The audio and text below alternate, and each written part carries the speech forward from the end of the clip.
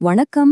சூரியனை தொடரளவுக்கு பிரம்மாண்டமான சோழப் பேரரசின் படையெடுப்புகள் ஆரம்பிச்சு, இன்னைக்கு நம்ம ஊர் கடலோர மீனவர்களோட அன்றாட போராட்டங்கள் வரைக்கும் தமிழ் கதை சொல்லல் எப்படி மாறி வந்திருக்கு, அத பத்தி தான் இந்த அலசல்ல நாம ரொம்ப விரிவா பார்க்க போறோம். வாங்க உள்ள போகலாம். நீங்க என்னைக்காவது யோசிச்சு பார்த்திருக்கீங்களா?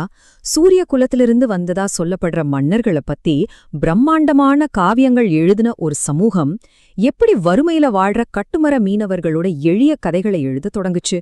அந்த பழங்கால பேரரசுகளையும் நவீன வட்டார கதைகளையும் இணைக்கிற அந்த புள்ளி எதுவா இருக்கும்? இத புரிஞ்சுக்க முதல்ல மாபெரும் சோழ பேரரசு, அவங்களோட தோற்றம், அவங்க விட்டுட்டு போன தடங்கள் பத்தி பார்ப்போம். அப்புறம் தமிழ் நாவல்கள் எப்படி பிறந்தது, அது எப்படி பல கிளைகளா பிரிஞ்சதுன்னு பார்த்துட்டு, கடைசியா தேடல் அப்படிங்கிற ஒரு மனச உருக்குற கடலோர கதைய வச்சு இந்த மாற்றத்தை நாம முழுசா உணர்வோம். பகுதி 1. மாபெரும் சோழ பேரரசு, தென்னிந்தியாவின் மாஸ்டர்ஸ். 13ஆம் நூற்றாண்டு வரைக்கும் சவுத் இந்தியாவையே தன் முழு கட்டுப்பாட்டுல வச்சிருந்த அந்த திராவிட தமிழ் பேரரசோட பவரை நாம முதல்ல தெரிஞ்சுக்கணும். இவங்களோட வரலாற்றை முக்கியமா 4 காலகட்டங்களா பிரிக்கலாம். கிபி 100கள்ல தொடங்குற ஆரம்பகால சோழர்களை பத்தி தொன்மையான சங்க இலக்கியங்கள் மூலமா நம்ம தெரிஞ்சுக்கிறோம். அப்புறம் களப்பிரர்கள் காலம், அதை தொடர்ந்து 848ல விஜயாலயன் காலத்துல இடைக்கால சோழர்கள், அப்புறம் 1070ல குலோத்துங்கன் ஆரம்பிச்சு வச்ச பிற்கால சோழர்கள் அப்படின்னு இந்த வரலாறு ரொம்ப நீளமா போகுது. இவங்களோட ராணுவ பலம், பொருளாதாரம் இதெல்லாம் கேட்டிங்கன்னா நிஜமாவே பிரமிச்சு போயிடுவீங்க. வடக்கே கங்கை நதி வரைக்கும், தெற்கே இலங்கை, மாலத்தீவுகள், ஏன் கிழக்கே மலாய் தீபகற்பம் வரைக்கும் ராஜராஜ சோழன், ராஜேந்திர சோழனோட கடற்படைகள் சும்மா கெத்த ஆதிக்கம் செலுத்தியிருக்கு. நம்ம இலக்கியங்கள் இவங்கள பல நூற்றாண்டுகளா ஏன் கொண்டாடுதுங்கிறதுக்கு இந்த மாபெரும் வெற்றிகள் தான் காரணம். பகுதி 2. சோழர்களின் தோற்றமும் பாரம்பரியமும், தொன்மங்களும் கற்களும். சரி, இவ்வளவு பிரம்மாண்டமான காவியங்களை உருவாக்கின அந்த சமூகத்தோட பண்பாட்டு வேர்கள் எங்கிருந்து வந்திருக்கு, அத பாப்போம். இதுல ஒரு இன்ட்ரெஸ்டிங்கான விஷயம் என்னன்னா, சமஸ்கிருதத்துல கோல அப்படின்னா கருப்பு அல்லது இருண்ட அப்படின்னு அர்த்தம். ஆரியர்களுக்கு முந்தைய தென்னிந்தியாவோட கருப்பு நிற மக்கள் என்பதை குறிக்கத்தான் சோழ அப்படிங்கிற பேர் வந்திருக்கலாம்னு சில வரலாற்று ஆய்வாளர்கள் சொல்றாங்க. ஆனா சங்க இலக்கியங்கள் என்ன சொல்லுது? இவங்க நேரா சூரிய குலத்திலிருந்து வந்தவங்கன்னு சொல்லுது. செம்ம கான்ட்ராஸ்டா இருக்குல்ல? இந்த மன்னர்கள் நம்ம சமூகத்தை எப்படி டிசைன் பண்ணாங்கன்னு பாத்தீங்கன்னா அது இன்னும் ஆச்சரியமா இருக்கும். பிரம்மாண்டமான கற்கோயில்களை கட்டினாங்க, ஆனா அத வெறும் சாமி கும்பிடுற இடமா மட்டும் பார்க்கல, பெரிய பொருளாதார நிர்வாக மையங்களாவே அதை மாத்தினாங்க. அது மட்டும் இல்லாம இலக்கியங்களுக்கு அவங்க கொடுத்த அந்த பிரம்மாண்டமான சப்போர்ட் தான் அவங்களோட நிரந்தரமான அடையாளமா இன்னைக்கு வரைக்கும் நிலைச்சு நிக்குது. பகுதி 3. தமிழ் நாவல்களின் பிறப்பு, கதை சொல்லலில் ஒரு புதிய சகாப்தம். இப்போ கற்கள்ல செதுக்கப்பட்ட அரசர்களோட கதைகள்லிருந்து 18-19ஆம் நூற்றாண்டுகள்ல சாதாரண மக்களின் உரைநடை இலக்கியத்துக்கு தமிழ் சமூகம் எப்படி மாறுச்சுன்னு பாப்போம். ஐரோப்பியர்கள் வந்தபோதான் நமக்கு இந்த நாவல் அப்படிங்கிற வடிவமே அறிமுகமாச்சு. இங்கிலீஷ்ல நாவல் அப்படின்னா புதுமைன்னு ஒரு அர்த்தம் இருக்கு இல்லையா? அதுதான் தமிழ்ல ரொம்ப அழகா புதினம் அப்படின்னு கூப்பிட்டாங்க. சமூக கட்டமைப்புகள் மாற தொடங்கின அந்த நேரத்துல சாதாரண மக்களோட வாழ்க்கைய பதிவு செய்யறதுக்கு இது ஒரு சூப்பரான சுதந்திரமான கருவியா மாறுச்சு. இந்த திருப்பம் எங்க ஆரம்பிச்சது தெரியுமா? 1876ல மாயூரம் வேதநாயகம் பிள்ளை எழுதின பிரதாப முதலியார் சரித்திரம்னா முதல் தமிழ் நாவல். அதுக்கப்புறம் மாதவியாவோட பத்மாவதி சரித்திரம், ராஜமையரோட கமலாம்பாள் சரித்திரம் எல்லாம் வெளியாச்சு.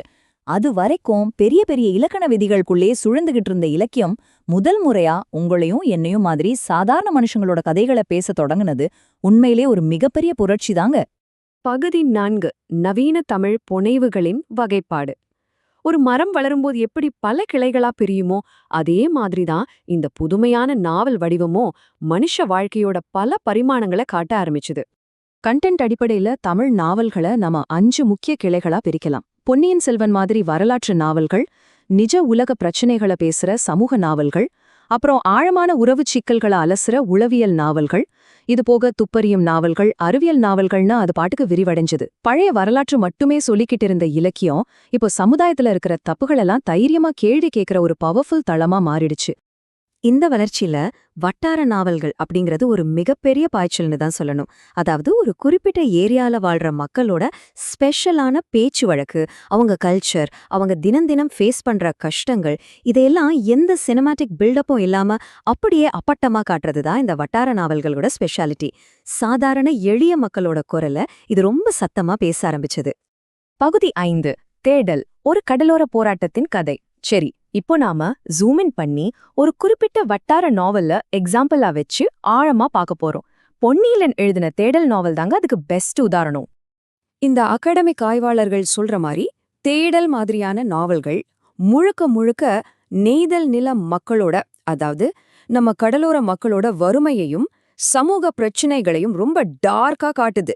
தொல்காப்பிய காலத்துல இருந்தே நெய்தல் நிலம் அப்படின்னாலே அது இரங்கலும் ஒருவித சோகமும் நிறைஞ்ச இடமா தான் இலக்கியங்கள்ல சொல்லப்பட்டிருக்கு. அந்த துயரத்தோட ஒரு மாடர்ன் வெர்ஷன் தான் இந்த நாவல். இப்போ இந்த கான்ட்ராஸ்ட் கொஞ்சம் கவனிங்க. பழங்காலத்து சோழ மன்னர்களோட மாபெரும் படையெடுப்புகளுக்கும் இன்னைக்கு கன்னியாகுமரி கடலோரத்துல நடக்கிற இந்த உள்ளூர் மோதலுக்கும் இடையில இருக்கிற வித்தியாசம் ரொம்பவே மலைக்க வைக்குது. ஒரு பக்கம் மிஷின் வச்ச பெரிய படகுகளை வச்சுக்கிட்டு உழைக்கிறவங்கள சுரண்ட முதலாளிகள், இன்னொரு பக்கம் வெறும் கட்டுமரத்தை மட்டும் நம்பி கடலோடையும் இந்த ஏறுமாறான பொருளாதார அமைப்போடையும் தினமும் போராடுற ஏழை மீனவர்கள். இது ஒரு மாடர்ன் காலத்து யுத்தம்னே சொல்லலாம். தேடல் கதையில இந்த பொருளாதார ஏற்றத்தாழ்வு மனுஷங்களோட உறவுகளை எப்படியெல்லாம் சிதைக்குதுன்றத ரொம்ப வலியோட சொல்லியிருப்பாங்க. ரூபன் ஒரு இளைஞன் தான் காதலிச்சு கர்ப்பமாக்கின சில்விய நடுத்தெருவுல விட்டுட்டு வெறும் பணத்துக்காக ஒரு பெரிய படகு முதலாளியோட பொண்ண கல்யாணம் பண்ணிக்கிறான். இன்னொரு பக்கம் சில்விய ஒன் சைடா லவ் பண்ற தாசன் மூலமா கட்டுமர மீனவர்கள் எல்லாம் எப்படி தங்களுக்கு நடக்கிற சுரண்டலுக்கு எதிரா ஒன்னு சேர்ந்து ஒரு யூனியன் ஃபார்ம் பண்றாங்க அப்படிங்கிறது தான் இந்த கதையோட யதார்த்தமான கோர். இந்த நாவல்ல வர்ற ஒரு லைன் மொத்த பிரச்சனையையும் அப்படியே அப்பட்டமா சொல்லுது. வறுமைதான் முக்கிய காரணம். முதலாளித்துவத்தோட சுரண்டலும் மீனவர்கள் கிட்ட இருக்கிற சிக்கனமின்மையும் சேர்ந்து ஒரு முடிவில்லாத போராட்டச் சூழலை உருவாக்குதுன்னு சொல்றாங்க.